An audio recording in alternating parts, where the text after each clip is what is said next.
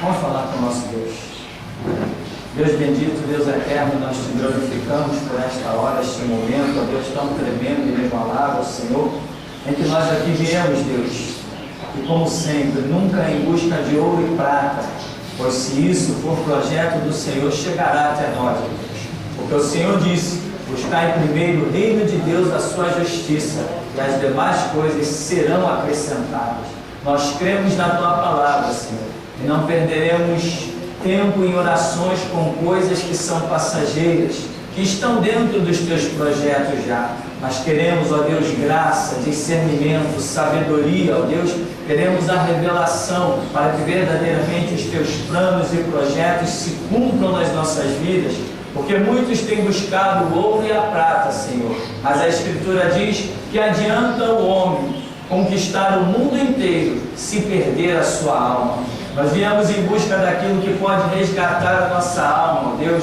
Viemos em busca daquilo que pode nos edificar, nos colocar no reino do Senhor e nos tornar nesta terra obreiros, instrumentos poderosos, importantes para a tua manifestação sobre a terra. Capacita-nos nesta manhã a isto, ó Deus, para que desta forma o teu nome seja glorificado e o nosso viver não seja inútil. Por isso nos dá a tua bênção, pois sem ti nada podemos fazer, em nome de Jesus. Amém.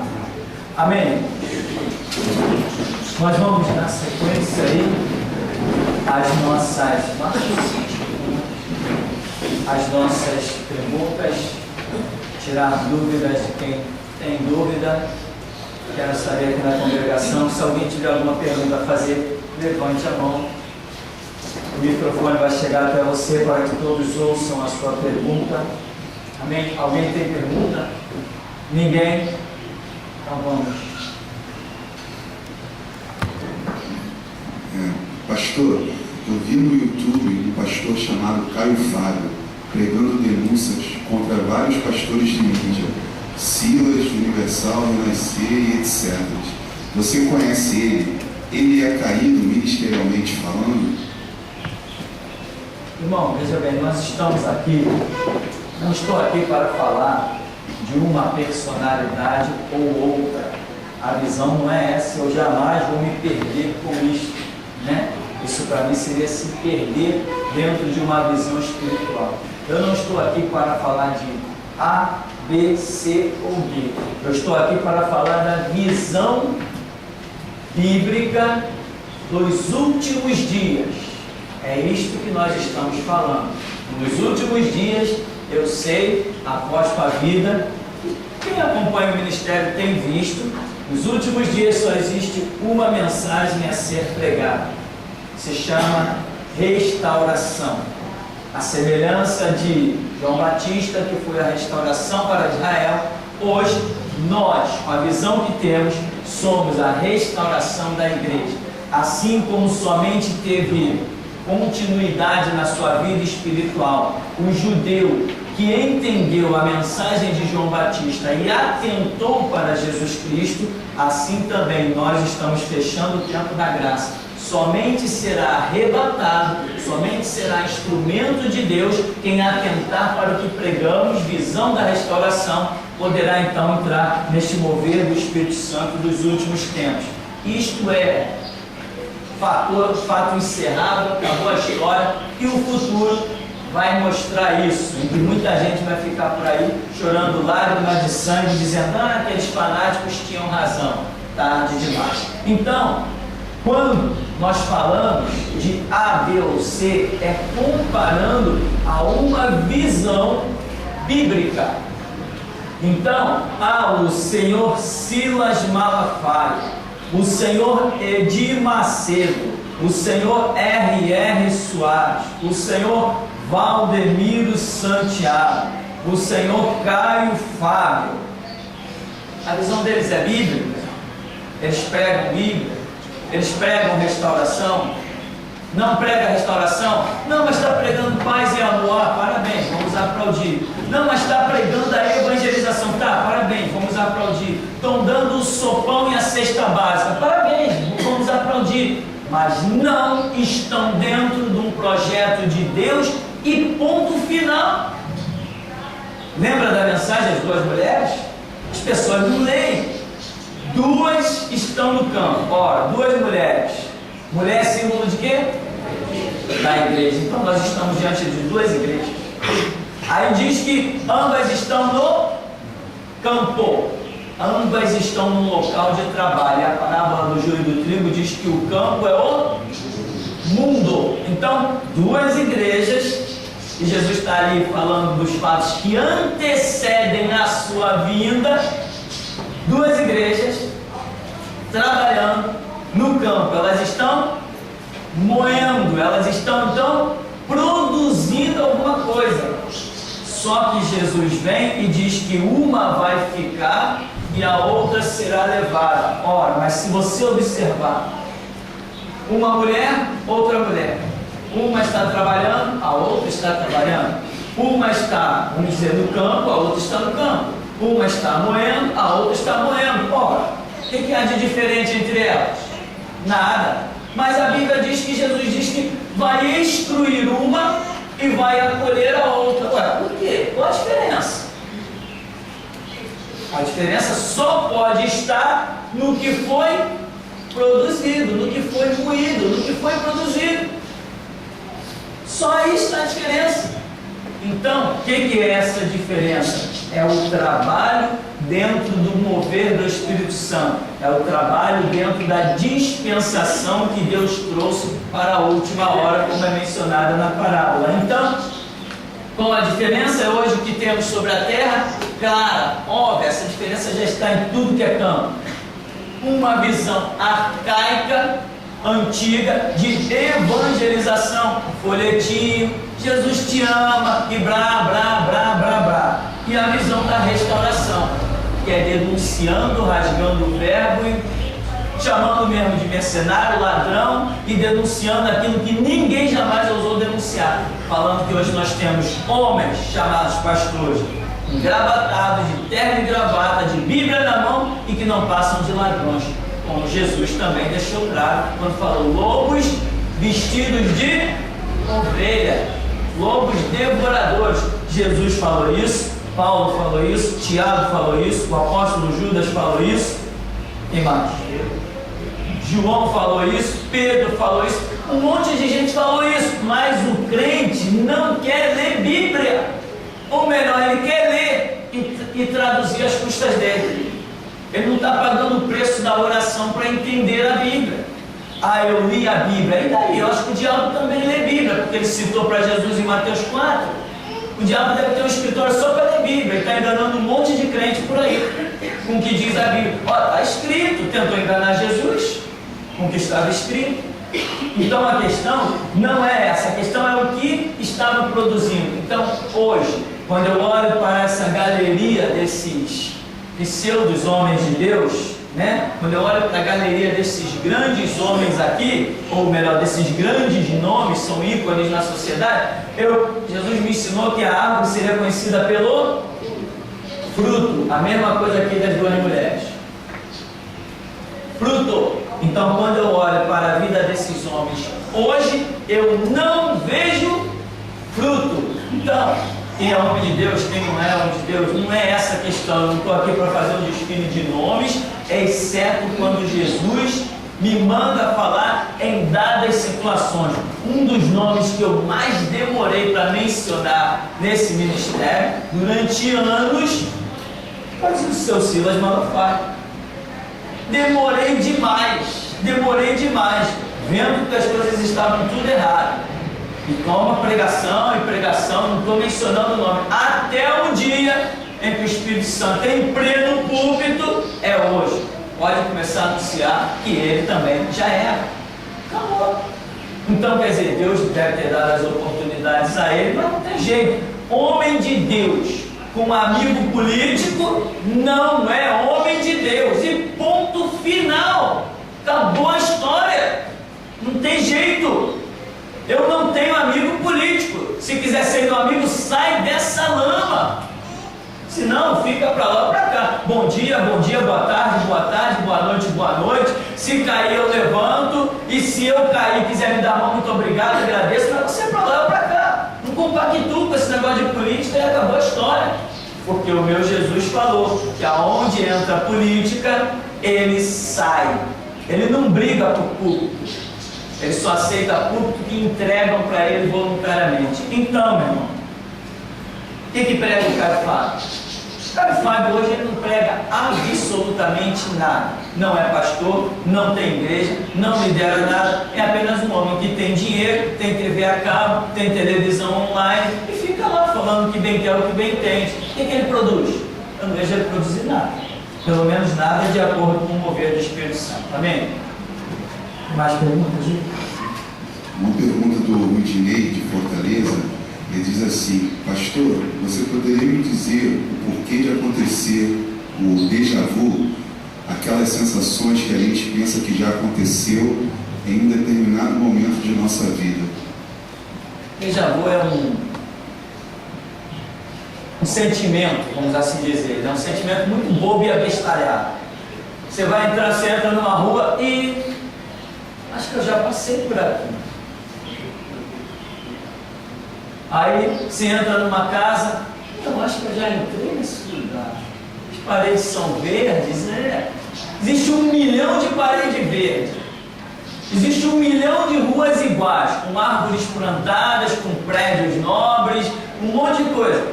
Aí você passa e fica que nem um besta. Eu já passei por aqui. Ao invés de você chegar, que engraçado, parece que eu já passei por aqui, e seguir a vida, fica que nem um besta. Ou seja, mostrando mesmo que você não tem condições de ser um cristão.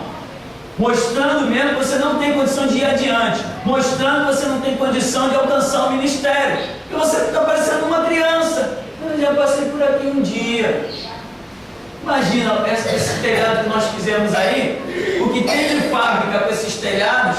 Aí entra um cara aqui. Engraçado, eu acho que eu já passei nesse lugar um dia. Existe 1 milhão de telhados no Rio de Janeiro igual a esse aqui. Aí ele olha que eu já passei por aqui um dia. Isso é o chamado déjà vu. Tem nada a ver com a realidade. Aí vem os espíritas. Isso é porque na outra encarnação você já andou por essa terra. Brincou de atirar o pau no gato com o diabo. Ou qualquer coisa desse tipo. Déjà vu é uma besteira, não tem nada a ver com a realidade, é um nome que deram bem originário lá daquelas bandas onde essa palhaçada toda acontece, né? Então, não tem nada a ver, não tem nada a realidade. Qualquer um de nós já teve a impressão de ter passado num lugar engraçado, será que já passei aqui? Aí tu para um pouquinho mais para pensar, não, nunca passei aqui não. Aí você depois até lembra, isso aqui parece com tal lugar, parece com não sei o que, parece... Quantas vezes você não olhou para uma pessoa no meio da rua? Caramba, eu acho que eu conheço aquela pessoa. Aí vem os espíritas, não, é porque na outra encarnação ela era tua filha, ou ela era tua mãe, ou ela era tua tataravó, ou que nem apareceu no ratinho um camarada que diz que a mão dele sangrava, né? E aí encontrou um outro camarada lá. Aí os espíritas dando a explicação, não, porque na outra reencarnação, esse aqui foi Jesus Cristo e esse daqui crucificou esse. Então agora a mão desse sangra e não sei o que, e toma-lhe palhaçada nas doutrinas satânicas espíritas. Então, déjà vu não tem nada a ver com a realidade, e um cristão ficar se prendendo a isso é perda de tempo, está provando que não vai adiante, não tem chamado ministerial, porque está se prendendo a uma infantilidade. Crente, olhar para seja lá o que for, eu acho que eu já vi isso antes. Tá, se já viu, se não viu, tá bom, segue a vida. Você não pode ficar preso a uma imagem parecida.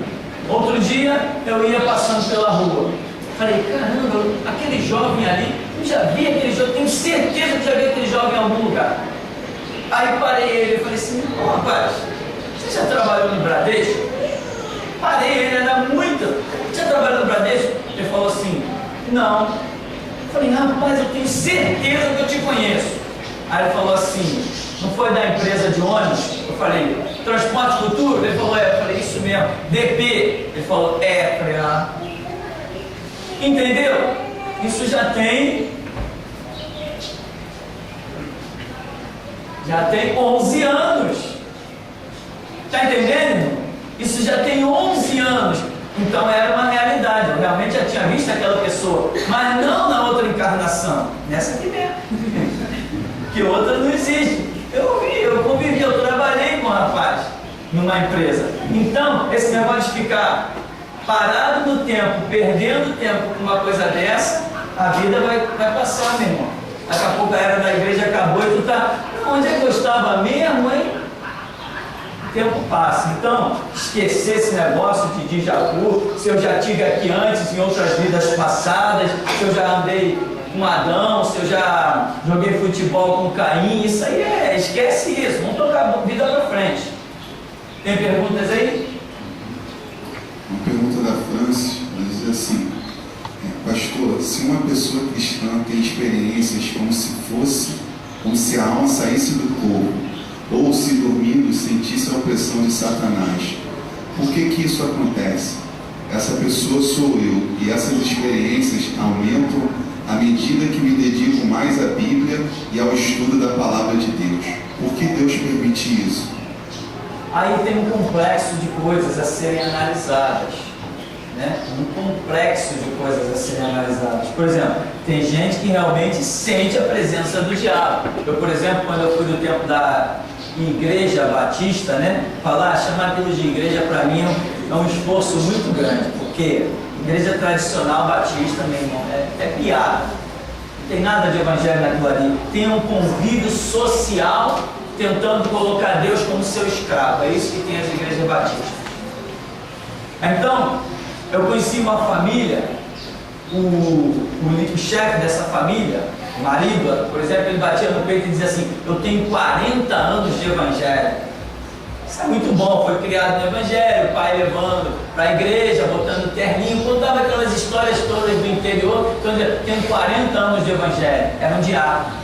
A esposa desse camarada era uma diaconisa. A filha era diretora de um chamado multiministério que tinha dentro da igreja, era regente do coral, regia não sei o que, dava aulas de música, um monte de coisa. E essa diaconisa dessa família vivia um drama terrível.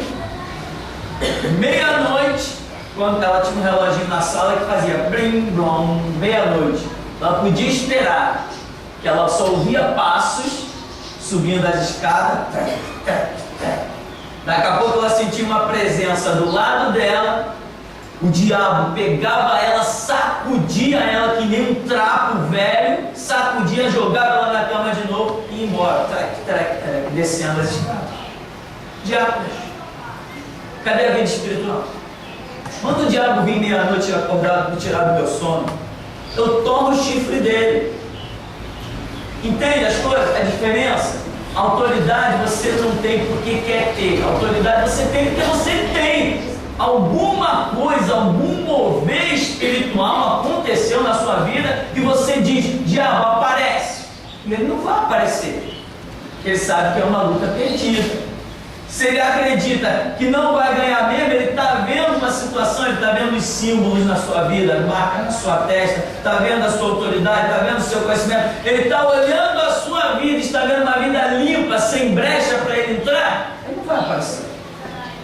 Então essas coisas, essa experiência que eu estou contando, mostra o quê? Gente sem autoridade. Não, eu sou diácono. Tá bom, o diabo é diabo.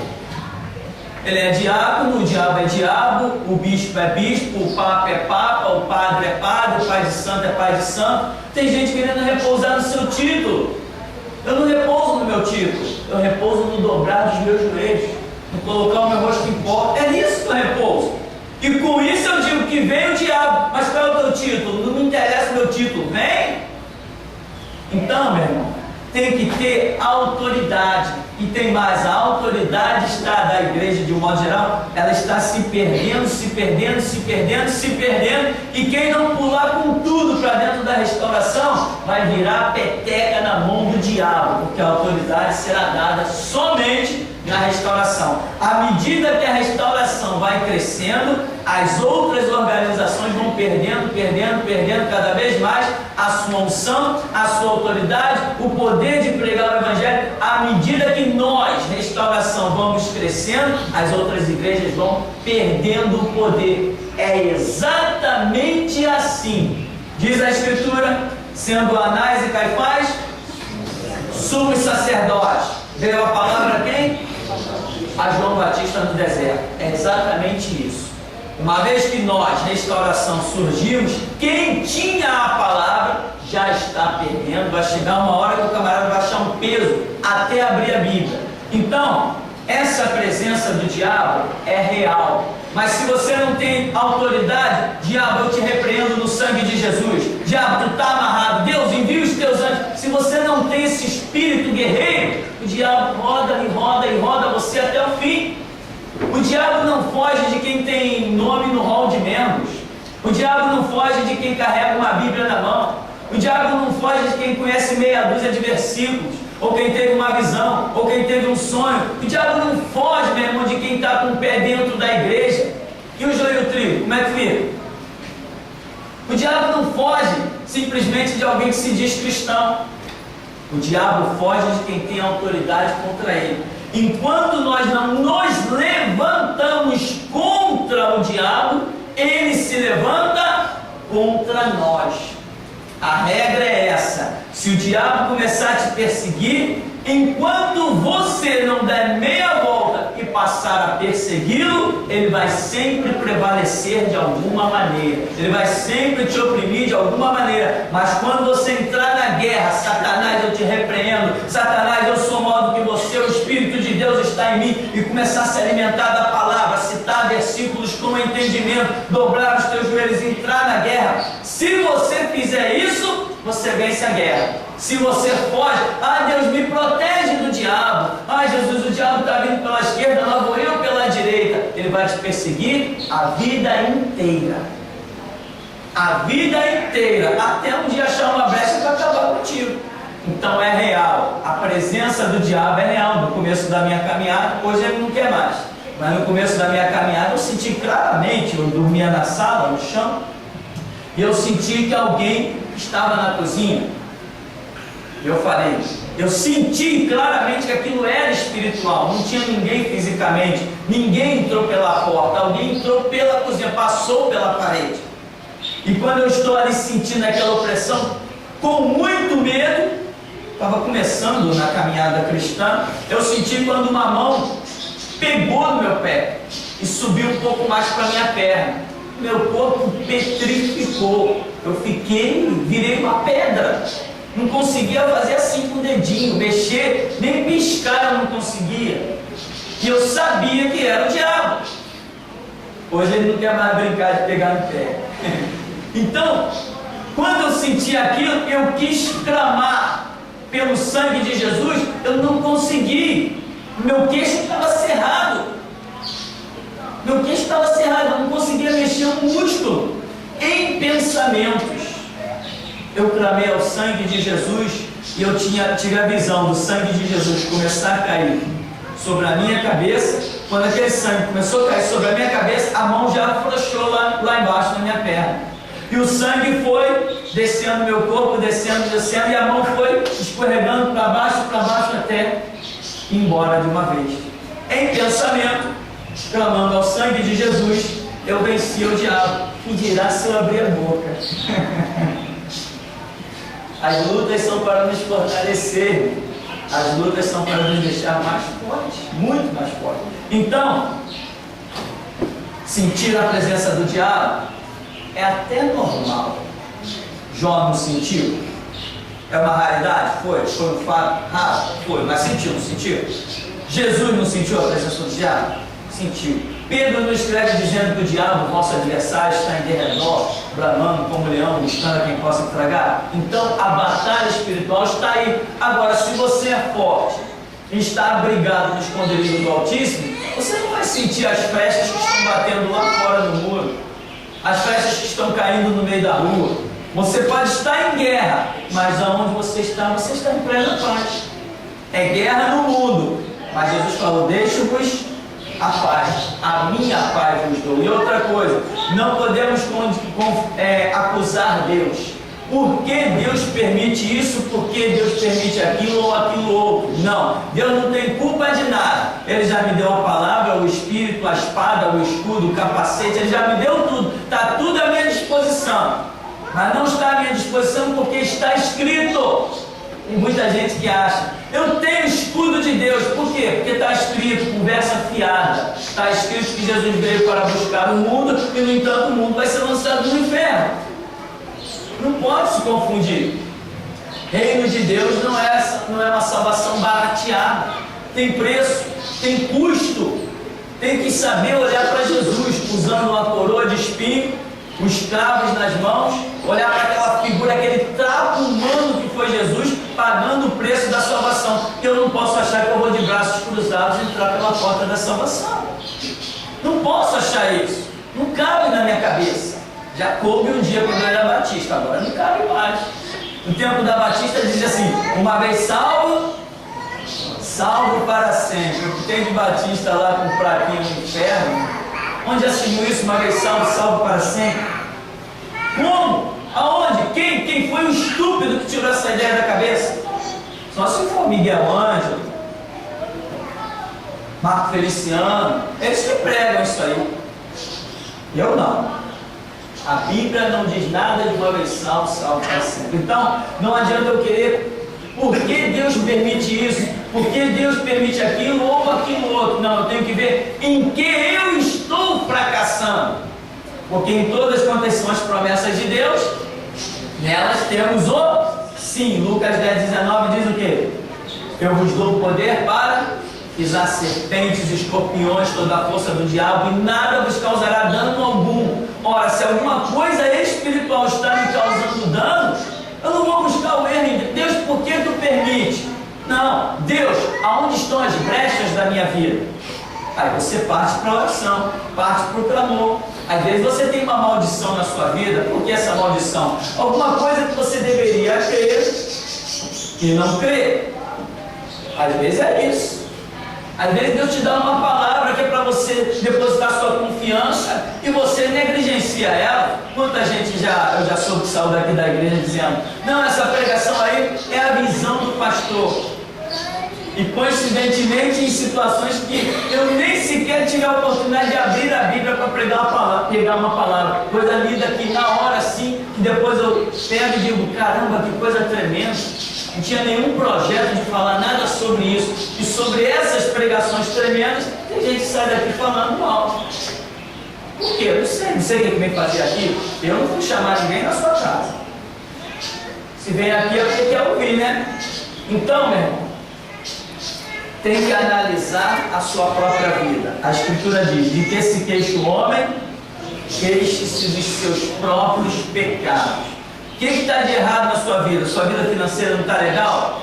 Vai procurar saber em Deus por quê. A sua saúde não está legal? Vai procurar saber em Deus por quê. A sua vida, sei lá, os seus caminhos profissionais não estão legal? Vai procurar saber em Deus por quê. Mas não tente procurar um problema em Deus. O problema não está em Deus, o problema está em você. Você está se matando de trabalhar e não está vendo o resultado? Vai procurar saber em Deus. Por quê? Então, você não tem autoridade sobre o diabo? Vai procurar saber em Deus. Por quê? O seu ministério não está acontecendo? Vai procurar saber em Deus. Por quê? Mas sempre procurando saber em Deus, esperando que Deus aponte aonde está o erro em você.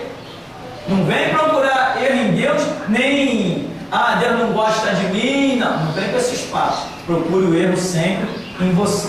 Tá ok? Uma pergunta da Grace Kelly. Pastor, eu gostaria de saber se o senhor está ciente do absurdo que a Igreja Renascer está fazendo luta livres dentro do templo, em um lugar onde se deveria cultuar a Deus. O senhor está ciente desse absurdo? Estamos. Temos bastante vídeos, gravados sobre isso já, mostrando que lá não é mais uma igreja. Mas não está lotado lá? Para uns, vê a pergunta da Grace Kelly, Vê a pergunta. Está sabendo do absurdo? Para ela isso é um absurdo. Para mim também é um absurdo. Luta livre dentro da igreja, pancadaria, soco na cara, chute. Isso? Que cristianismo é esse? Imagina Jesus montando um ringue lá em Jerusalém. Aí Paulo, aí Pedro, agora é com vocês. É a vez de vocês. Tem lógica uma coisa dessa? Então a internauta já está dizendo: absurdo. Para nós também é absurdo. mas para nós que temos o Espírito Santo. Se nós perdermos o Espírito Santo, isso que hoje é absurdo, vai ser louvável.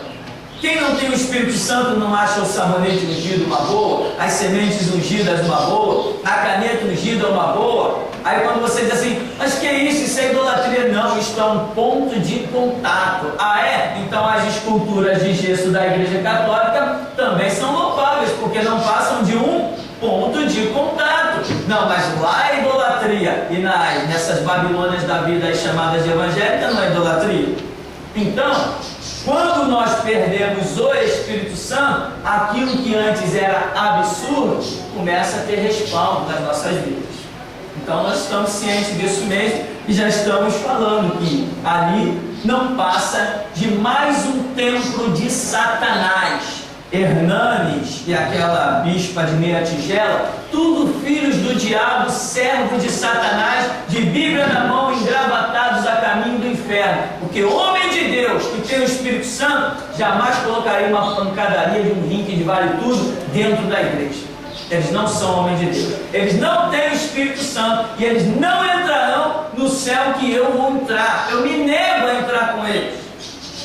Eu não aceito. Se eu for chegando na porta do céu e Jesus mostrar eles lá, eu vou dizer assim, Jesus, então eu fui palhaço? O Senhor me fez de palhaço lá na terra? Me recuso a entrar num céu com um camarada que põe vale tudo dentro da igreja. Cadê o Espírito Santo? Cadê os frutos do Espírito? Negativo.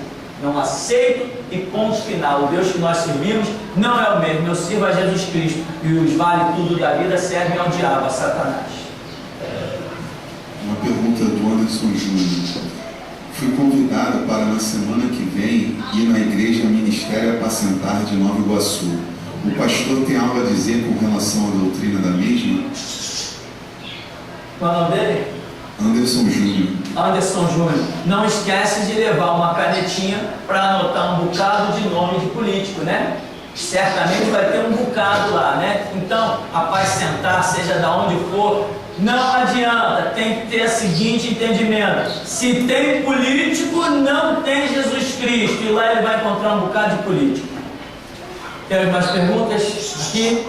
Alguém? Não? Alguém? É uma pergunta do Valdo Terra, lá de São Paulo. Por que tantas pessoas dizem que vários homens intitulados bispos e pastores e apóstolos estão envolvidos na maçonaria, mas nunca aparecem as provas? Ao contrário, aparecem sim as provas, existem-se todas as provas.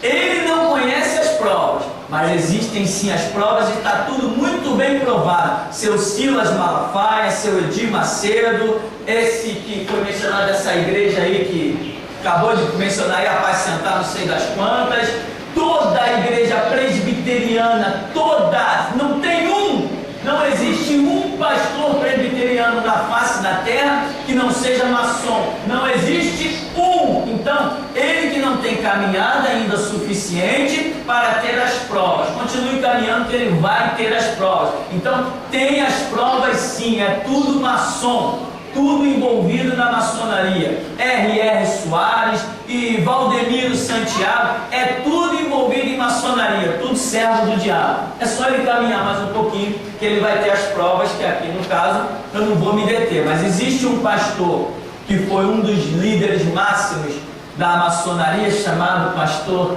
Saad, Stephanie Saad, onde ele fala ali claramente como membro da maçonaria que foi, e ele vai dando os nomes de todo mundo, inclusive Francisco Silva, Harold de Oliveira, o que foi cunhado do Harold de Oliveira, um radialista aí que agora entrou para a política, Brizola, filhos e sobrinhos do Francisco Silva. Ele vai dando o nome de todo mundo, dizendo: é maçom, recebia dinheiro da minha mão, eu pagava tantos mil reais a fulano, eu pagava tantos mil reais a ciclano. Ué, por que ninguém vai lá e acusa ele de nada? Por que ninguém coloca ele na cadeia? As acusações são sérias. E outra coisa, se você vê alguém dizendo assim: Estão dizendo que eu sou maçom e eu não sou maçom. Pronto, está dada a resposta. É mentira. Se o camarada simplesmente diz que não é maçom, é bem provável que ele seja realmente um maçom. Um dos pactos da maçonaria é não declarar ser maçom. Eles só se identificam um para o outro através de assinatura, através de aperto de mão e por aí vai, através de símbolos dentro das suas lojas, dos seus comércios. Então, quando você vê um pastor dizendo assim, não, eu não sou maçom, acabou a história? Não, não acabou a história. É bem possível que ele seja maçom. E se ele não for maçom, ele diria, eu não sou maçom porque eu não sirvo ao diabo. Maçonaria satânica e rasgaria o verbo. Pelo simples fato dele dizer não ser maçom, não está provado nada, porque um dos pactos satânicos da maçonaria é que o maçom não diga ser maçom. Um comentário da Ana Paula do Japão. Pastor, venho aqui agradecer muito pela sua coragem em denunciar essas heresias. Eu aqui no Japão estava enganada na Igreja Universal, mas depois que conheci esse ministério, eu estava igual aquele cego que disse, eu era cego, mas agora eu posso ver. Obrigado. Quando eu voltar ao Brasil, não irei cair no mesmo golpe. Bom, né? Para isso se manifestou o Filho de Deus, para desfazer as obras do diabo, e isso nós nos alegramos muito. São bastante e-mails assim, até telefonemas, que nós glorificamos a Jesus Cristo, porque sabemos que sem Ele não passamos de pó e cinza, né? Tem perguntas aqui na congregação? Esse povo está sabendo demais. Eu vou diminuir os cultos para vocês começarem a fazer perguntas. Entendeu? É uma pergunta da... Vocês querem dar vaga para os nossos irmãos, né? A Arlene, ela diz assim, pastor, o senhor poderia dar uma palavra sobre o versículo de Mateus 5,17? E já existe alguma mensagem deste versículo? Existe mensagem de Mateus 5,17, onde Jesus diz que não cuideis que vim destruir a lei aos profetas. Não vim destruir, eu vim cumprir. Ou seja, Jesus está mostrando que tudo a nível de ritual estaria cumprido na pessoa dele, porque ele está dizendo ser, a Escritura vai dizer que Jesus é um Cordeiro de Deus que tira o pecado do mundo. E quem fala isso sobre Jesus é Isaías 53, mostra ele sendo sacrificado, e depois João Batista faz essa declaração. Quer dizer, João Batista entende que aquela personalidade ali, como ele diz, importa que ele cresça e eu diminua, aquele Jesus que ele está vendo ali é o Cordeiro de Deus que tira o pecado do mundo. Ou seja, João Batista entendeu qual seria a missão de Jesus, seria sacrificado pela humanidade. Por isso, João Batista recebe títulos tremendos de Jesus, do nascido de mulher, não tem ninguém maior que ele. Por quê? Só pelo que pregava? Não era só pelo que pregava, era pelo que compreendia, pelo que entendia. Você olhar para uma pessoa e dizer assim, ali está o Cordeiro de Deus que tira o pecado do mundo, classificando alguém como Cordeiro, você está dizendo, ali está o fim do sacrifício das leis de Moisés, ali está o cumprimento de toda a lei exigida no Antigo Testamento. É muito entendimento, é muita compreensão. Então João Batista manifesta esse entendimento. Então Jesus mesmo vem e diz em João 5,17, não cuideis que vim destruir a lei ou o profeta, porque aí depois Jesus vai dizer assim, nem um jota, ou melhor, nem um iota, né? Ou um tio se omitirá da lei. Quer dizer, esse aqui, iota, é uma palavrinha, é um símbolozinho pequenininho que fica em cima das escritas hebraicas, quer dizer, uma coisa muito mínima. Jesus está falando, nem isso será omitido da lei. Não será, por quê? Quem deu a lei? Não foi o próprio Jesus, o anjo do Senhor, lá no Monte Sinai para Moisés? Como é que ele vai dar uma lei e depois vai desprezar? Então, ele deu a lei, não achou gente suficiente para cumprir a lei, o verbo se fez carne, ele mesmo vem e cumpre a lei dele, mostrando que quer trazer uma nova dispensação, mas não vai deixar sua lei passar em branco. Olhou, não viu nenhum justo capaz de se oferecer pela humanidade, ele mesmo vem e se oferece como Cordeiro de Deus que tira o pecado do mundo. Então, Mateus 5,17 é a declaração de Jesus que todos os rituais, todas as exigências da lei estariam cumpridas na sua pessoa, e então agora ele poderia estar instituindo o tempo, estamos chegando ao final dele, chamado tempo da graça, em que agora não adianta mais credibilizar os rituais do Antigo Testamento. Somente quem credibilizar o sacrifício de Jesus Cristo é quem encontrará a salvação. Esse sacrifício não poderá ser desprezado de forma alguma. Quem conhecer o sacrifício de Jesus terá que andar com fé nele. Cristo não pode ser negado, né? Então não confundir, está cumprido o Antigo Testamento? Sim, nos seus rituais e nas suas exigências de conduta. Ninguém agora anda mais conforme o Antigo Testamento. Ninguém. Quem estiver fazendo isso está perdendo seu tempo. Mas não confundir com as profecias do Antigo Testamento. As profecias não estão falando de ritual. As profecias não estão falando de conduta. As profecias estão alertando ao povo de Deus de coisas que no futuro irão acontecer. Então nós temos no Antigo Testamento profecias deixadas por Moisés, profecias deixadas por Ezequiel, por Daniel, por Jeremias, por Isaías e por um monte de outros profetas, Amós, Obadias, Neemias.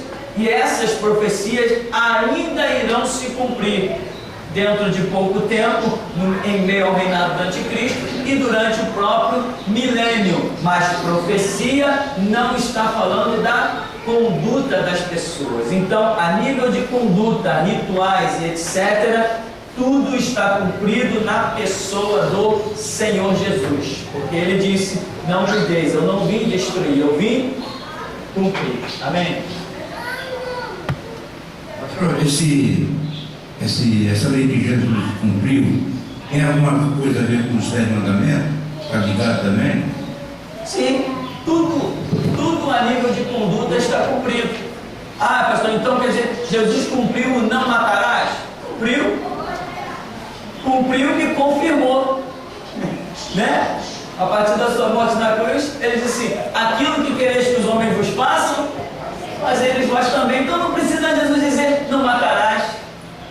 Você quer que alguém te mate? Não, o princípio da vida está dentro de nós. Se eu não quero que ninguém me mate, eu não posso querer matar os outros. Então, Jesus falou, não dirás falso testemunho nem contra ti, nem contra o teu próximo. Eu não quero que ninguém minta a meu respeito. Por que eu vou mentir ao respeito de alguém?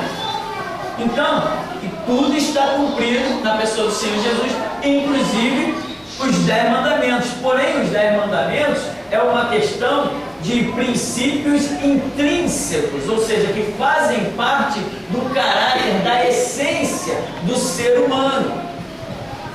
E assim sendo, quando vemos a morte de Cristo e a sua ressurreição, a doutrina do Evangelho confirma esses princípios que fazem parte do caráter, da essência do ser humano. Muita gente já fez pergunta assim, por e-mails, pergunta muito estúpida. Pastor, quer dizer que não temos mais que guardar o Antigo Testamento? Então quer dizer que agora eu posso matar? Vai ser muito estúpido. Ou seja, é demonstrar que não conhece nem o Novo Testamento. Porque no Novo Testamento, mesmo se eu não tivesse o Antigo Testamento, só tivesse o Novo de Mateus e Apocalipse, eu encontraria respaldo para matar alguém? Não encontraria. Então não é porque a lei para a igreja é exclusiva do Novo Testamento que eu posso matar, porque está escrito lá, não matarás no Antigo Testamento, e eu estou pregando somente para a igreja Novo Testamento, porque doutrina para a igreja é somente Novo Testamento. E não confundir, né? Novo Testamento é Mateus, Marcos, Lucas e João. Tem gente que chama de Novo Testamento a todo o escrito de Mateus até Apocalipse. Não. Novo Testamento é aquilo trazido e ensinado por Jesus Cristo. Mateus, Marcos, Lucas e João. Aí está o Novo Testamento, que são os 4 livros representados nas 4 faces da visão de Ezequiel, capítulo 1. Até hoje a igreja está prestes a sair da terra e tem gente que não sabe isso, que o Evangelho é Mateus, Marcos, Lucas e João. Então, meu irmão, rituais, conduta, isso é, para nós, igreja, é da pessoa do Senhor Jesus para frente nos ensinamentos que Ele nos tem deixado. Amém? Tem alguma pergunta? Pastor, eu estava fazendo uma distribuição desse que eu adquiri aqui, e uma pessoa me falou assim: mas vocês falam que a evangelização já está arcaica, já passou, e que agora a restauração, aonde você pode me provar isso na Bíblia?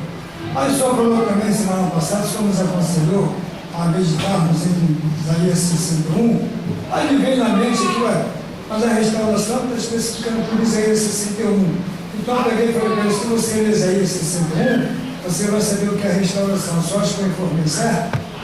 É por aí, não é só um detalhe ou outro, né? Às vezes as pessoas cometem o erro de pegar a Bíblia, que tem 66 livros, irmãos, se Deus separou 66 livros, Ele poderia separar um livrinho só, um capítulo só, um versículo só, poderia. Nosso Deus poderia ser maluco que nem Maomé e criar aquelas coisas lá que criou, mas o nosso Deus é diferente. Não servimos ao diabo que nem os de Maomé, não servimos. Então, se Deus nos separou 66 livros, você tem que ter consciência de que para dominar, vou até usar dominar entre aspas, porque ninguém domina a revelação bíblica, você tem que ter estudo. Deixa eu usar uma expressão aqui assim: pelo amor de Deus, você tem que ter estudo. Você está diante de 66 livros com contexto histórico, profético e espiritual. A Bíblia é um complexo imenso, 66 livros, mas aí o camarada quer chegar à conclusão de como ele vai se conduzir. Por exemplo, eu encontrei um camarada na Central do Brasil, aí ele dizia assim para mim: não, eu já decidi, eu não quero saber o que diz um, o que diz outro, eu vou permanecer na doutrina dos apóstolos, porque lá em Atos está escrito: e perseveravam unânimes na doutrina dos apóstolos. Ora, e quem foi que disse que apóstolo tem doutrina? Apóstolo tem doutrina? Cadê? Me mostra a doutrina dos apóstolos. Eu estou desprezando elas, estou pisando em cima. Se os apóstolos não andassem na doutrina de Cristo, o Espírito Santo não confirmaria nada da vida deles. Então não posso dizer que vou andar na doutrina de apóstolo se eu tenho a doutrina de Jesus Cristo. Mas ele, que perseveravam unânimes na doutrina dos apóstolos, em um versículozinho, ou um verso, fez com que o camarada definisse a conduta dele, como ele ia caminhar. Mas se eu perguntasse para ele: então me diz qual é a doutrina dos apóstolos, eu ia começar a enrolar a vida dele, que pelo jeito nem isso ele não sabia. Então, meu irmão, nós estamos diante de 66 livros. Restauração está profetizada em Isaías 39, está profetizado em Isaías 61, está profetizado em Mateus, em Marcos, em Lucas e em João. Mateus no capítulo 3, Lucas no capítulo 2, João no capítulo 1. Então, eu tenho um complexo de livros para poder definir qual seja a doutrina bíblica. E tem gente cometendo a loucura de se deter a um verso bíblico e dizer: pronto, eu achei a revelação, agora minha vida vai andar nisso daqui. Aí vem uma mudança de dispensação que não está revelada naquele verso que o infeliz separou. Ele fica parado no tempo enquanto a igreja espiritualmente segue, ele fica perdido para trás. Então, a doutrina da restauração está aqui, ó, espalhada na Escritura. Às vezes eu vejo as pessoas dizendo assim: não, que eu já li o Novo Testamento, não, que eu já li o Antigo Testamento, não, que eu já li uma vez Gênesis. Meu irmão, eu li Gênesis umas 10 vezes. O Novo Testamento eu não sei quantas vezes eu li, não dá para lembrar. Mateus, Marcos, Lucas e João, eu ficava brincando de ler Mateus, Marcos, Lucas, João. Mateus, Marcos, Lucas, João. Desde que eu me converti, a minha vida foi ler Mateus, Marcos, Lucas, João. Hoje, se você pegar uma palavra e dizer assim, lá nos evangelhos está quem é essa palavra? Eu olho para ela e digo assim, não tem. Então não é, a coisa não é simples. Estamos diante de uma biblioteca. Ou será que 66 livros não pode compor uma biblioteca? Você tem que ter ideia disso. Então, meu irmão, até também dizer uma coisa: não tem nada que ficar se desgastando com ninguém. Restauração não se desgasta com ninguém. A restauração não é para todos. Vou explicar. A restauração não é para todos. Quando João Batista pregou restauração, a Escritura diz que ele pregou para os judeus e pregou em toda a circunvizinhança ao rio Jordão. Lembra da mulher samaritana? Estava lá fora dos termos de Israel, estava lá onde o povo de Israel nem passava pelaquela cidade. A mulher se espanta: como sendo tu judeu, fala comigo que somos samaritanos? Não eram aqueles excluídos? Mas o que a mulher disse para Jesus? Eu sei que quando o Messias vier, você tem que analisar a Escritura, irmão. Tem que se deter, tem que passar os óculos, tem que desgastar as vistas. Não esquenta se você vai usar na terra um fundo de garrafa, não, porque lá no céu não tem óculos. Você vai chegar lá enxergando que é uma maravilha. Mais vale a pena o que? Entrar coxo no reino dos céus, disse Jesus, do que tendo as duas pernas ser lançado no inferno. Eu sei que quando o Messias vier, ele vai nos ensinar todas as coisas. Mulher, eu que falo contigo. Quando Jesus fala, a mulher reconhece aquela história toda. Então veja bem, a restauração, nós sabemos que Jesus Cristo pregou restauração. Por quê? A semelhança de João Batista, a semelhança de Jesus Cristo e a semelhança do ministério do apóstolo Pedro, nós vemos eles buscando um povo que tinha noção das coisas que aconteciam no palco de Jerusalém. Toda aquela circunvizinhança a quem foi levada a voz da restauração para a aceitação do Messias, eles tinham noção das coisas que aconteciam no palco de Jerusalém. Eles tinham noção das leis judaicas e uma série de situações. Esta foi a visão de restauração pregada nesse momento. Então, hoje, restauração segue o mesmo padrão. Você já me viu clamando pelas praças?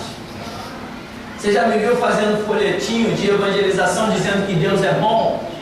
Deus nunca deu essa direção desse ministério. E tem mais: se eu saísse com um carro de som nessas praças, eu transtornaria esse bairro, eu transtornaria essa cidade.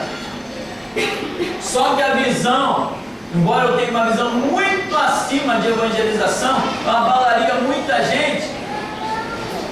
Não é o chamado que eu tenho, não é o que Deus quer nesses tempos. Deus quer chamar a sua igreja ao arrependimento. Hoje, para um ímpio, uma pessoa que não tem nada a ver, para ele chegar e se fixar na voz da restauração, isso acontece, nós temos pessoas convertidas em nosso meio. Mas isso aqui é muito difícil, porque Deus quer pegar uma igreja que tem base e restaurá-la. Deus não está chamando o ímpio ao arrependimento. A rede da restauração está trazendo até ímpios.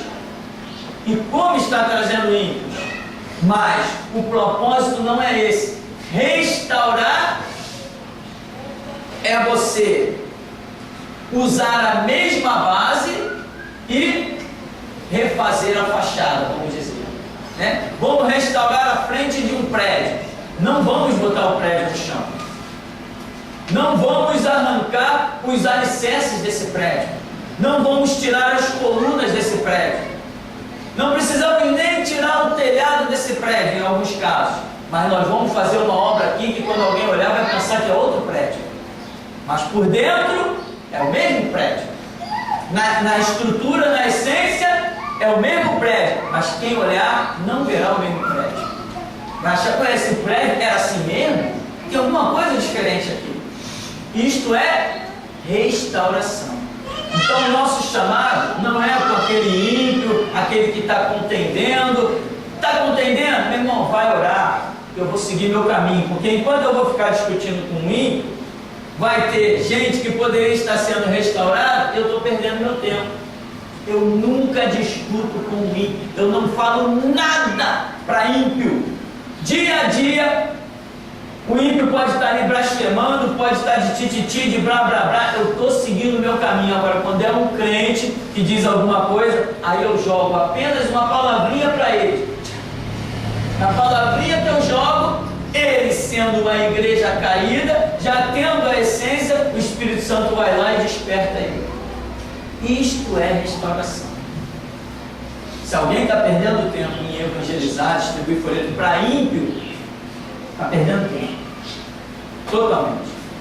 Quando é uma direção de denúncia, de alerta, e aí é outra história. Mas evangelizar, visar, restaurar e preparar para o arrebatamento, a história é bem diferente. Então, nem perca tempo, porque restauração não é para qualquer um, é para aqueles que têm alguma essência. Existem cristãos que já estão tão caídos, mas tão caídos, tão derrotados e tão fracassados, que não serão recobrados jamais, não vão acordar jamais.